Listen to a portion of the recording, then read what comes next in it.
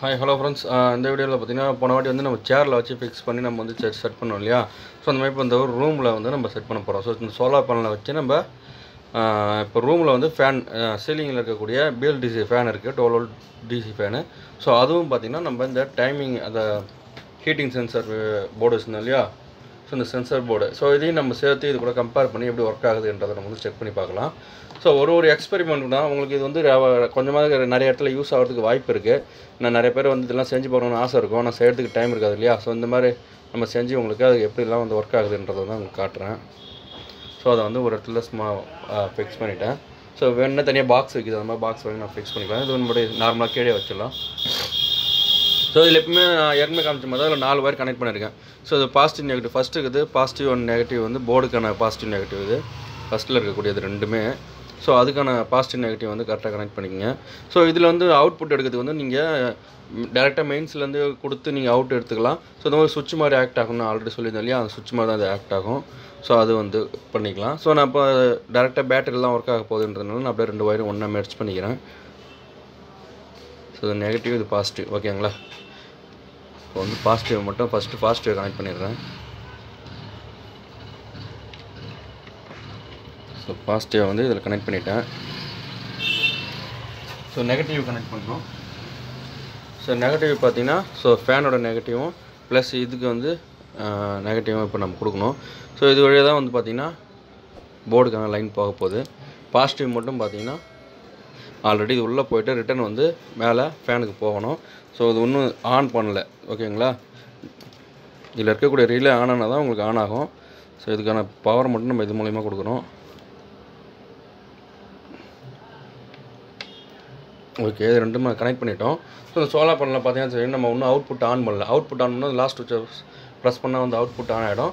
So output வந்து இப்போ இதுக்கு வந்து இன்செட் கொடுக்க ஆரம்பிச்சிடுச்சு. இப்போ பார்த்தீங்கன்னா டெம்பரேச்சர் வந்து கம்மியாக இருக்குன்னா வந்து 32 வச்சுருக்கேன். ஸோ என்னோடய பாடி டெம்பரேச்சர் நான் ஆல்ரெடி வச்சுருந்தேன் இல்லையா, அதை நம்ம வந்து டல் பண்ணணும், குறைக்கணும். ஸோ அதை குறைச்சிட்டு உங்களுக்கு காட்டுறாரு.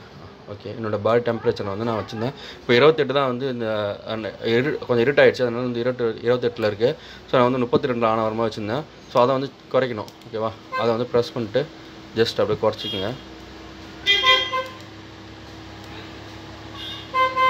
ஸோ எனக்கு வந்து ஓரளவு ஹீட் ஆனால் எனக்கு வந்து 28 ஆனான்னா, ஸோ 30 ஆனானா ஓகே.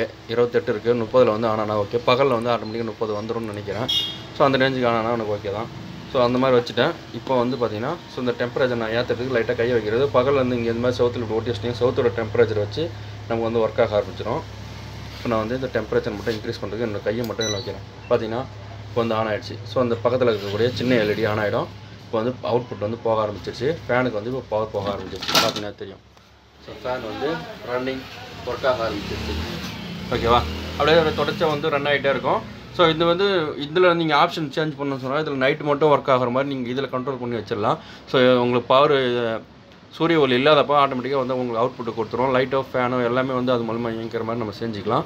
ஸோ தனியாக ஒரு ரிலே வச்சு நம்ம அதை கண்ட்ரோல் பண்ணலாம். டேரெக்டாக இதுலேருந்து எடுக்க வேணாம், இது அவ்வளோ பவர் வந்து தாங்காது. அதனால் தனியாக ஒரு ரிலே வச்சு நம்ம அது மூலிமா டிஸ்பிளே வெளியில் அவுட் எடுத்து ஸோ இதில் கொடுத்து இதுலேருந்து நம்ம அவுட்டர் வந்து அழகாக அந்த ரிலே கண்ட்ரோல்லே வச்சு எடுத்துக்கலாம். பார்த்தீங்கன்னா தெரியும். இப்போ இது மூலிமா அந்த ஃபேன் வந்து ஸோ அதை சென்ஸ் பண்ணி ஓடுது.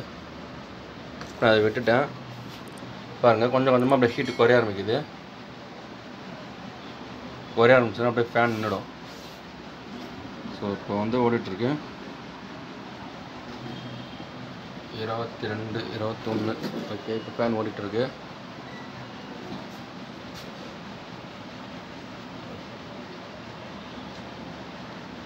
அது 30க்கு வந்து நான் தான் உங்களுக்கு கட் ஆஃப் ஆகும். ஸோ கொஞ்சம் வெயிட் பண்ணி பார்க்கலாம்.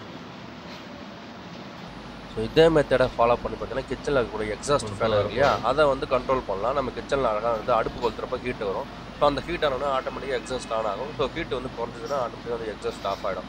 ஸோ இந்த ஒரு மெத்தடில் வந்து நம்ம வந்து ரெடி பண்ணி அழகாக நம்ம கிச்சனில் எல்லா இடத்துலையும் வந்து யூஸ் பண்ணலாம்.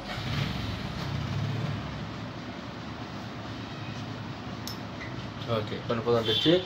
ஸோ ஃபேனுக்கு போகக்கூடிய பவர் வந்து கட் பண்ணிடுச்சு. இப்போ வந்து உங்களுக்கு ஒர்க் ஆகுது, ஓகேவா. ஸோ இப்போ வந்து அவுட்புட்டை வந்து கட் பண்ணிடுச்சு. ஓகே, இப்போ பர்ஃபெக்டாக வந்து நமக்கு ஒர்க் ஆகுது, ஒன்றும் பிரச்சனை இல்லை. ஸோ அதை வந்து நம்ம சேஞ்ச் பண்ணி கரெக்டான நம்ம அலைன்மெண்ட், நம்ம ரூம் டெம்பரேச்சர் எவ்வளோ இருக்கோ அதுக்கு தகுந்த மாதிரி அலைன்மெண்ட் பண்ணி வச்சிடலாம். ஏசிலாம் போட்டிருக்கீங்க அப்படின்னா ஒரு குறிப்பிட்ட டைமுக்கு வந்து நம்ம இந்த ஃபேன்லாம் ஆன் ஆகிறதுக்கெல்லாம் டிஃப்ரென்ஸாக நீங்கள் அழகாக அந்த சூப்பராக செட் பண்ணி வச்சுக்கலாம், ஒன்றும் பிரச்சனை இல்லை. ஸோ ஏசியில் அந்த மாதிரி உங்களுக்கு இது மாதிரி கம்ப்ளைண்ட் வந்துச்சுன்னா இந்த போர்டை வச்சு நம்ம வந்து ஏசியில் இருக்கக்கூடிய அவுட்ரு வந்து ஆன் ஆகிற மாதிரி நம்ம செஞ்சுக்கலாம். ஸோ இந்த மாதிரி நிறைய விஷயங்கள் வந்து இதில் நிறைய செய்ய முடியும். ஸோ நம்மளோட ஐடியா தான், ஒரு போர்டும் ஒரு டிஃப்ரெண்ட்டான ஐடியா தான், நம்மளோட ஐடியாவை வச்சு நம்ம என்ன வேணால் செய்யலாம். ஸோ மீன் தொட்டியில் அந்த மாதிரி மோட்டர் ஓடுறது, இன்னும் அடுத்தது நான் உங்களுக்கு வந்து சோலாரில் இதை எப்படி வச்சு கனெக்ட் பண்ணலான்றதை அடுத்த வீடியோஸில் உங்களுக்கு காட்டுறேன் ஃப்ரெண்ட்ஸ்.